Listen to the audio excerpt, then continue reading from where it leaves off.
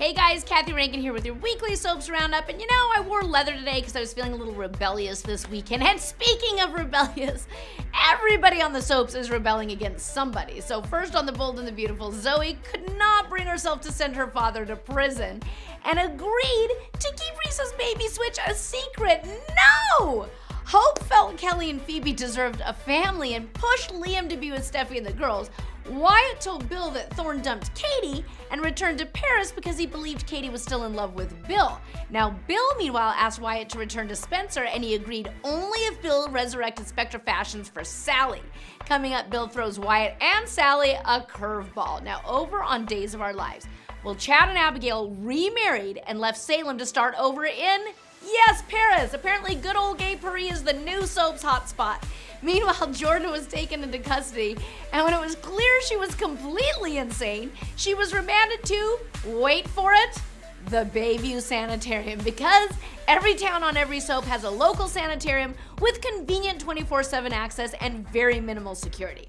Now, Ciara wondered if Jordan set the earlier fire at the cabin, but it turned out it was her own niece, Claire. And Eve pushed Jack to use Haley's illegal immigrant status against her big sister, Melinda, in the race for mayor. Hey, whatever you have to do to win, that's politics. Coming up, Ben breaks up with Ciara.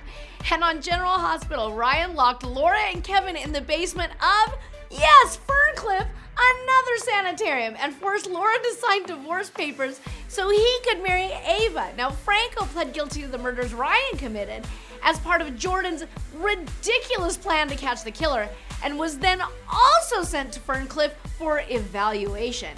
Then Sam accompanied cult leader Shiloh to a special place he called the Tower, with Jason following for backup. However, both Jason and Drew were suddenly struck blind.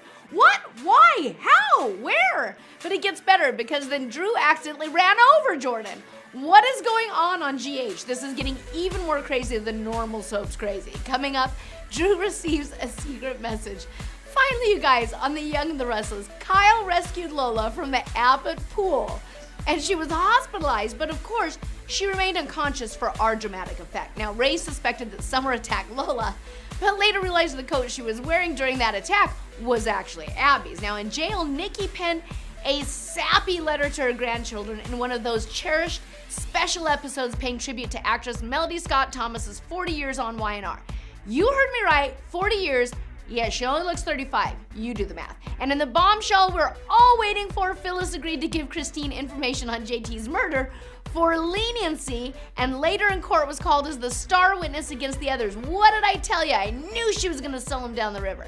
Coming up, Nick dumps Phyllis. Oh no! Could he go back to Sharon? Is that even possible? That's it for this week, you guys. We'll see you next time on the Weekly Soaps Roundup.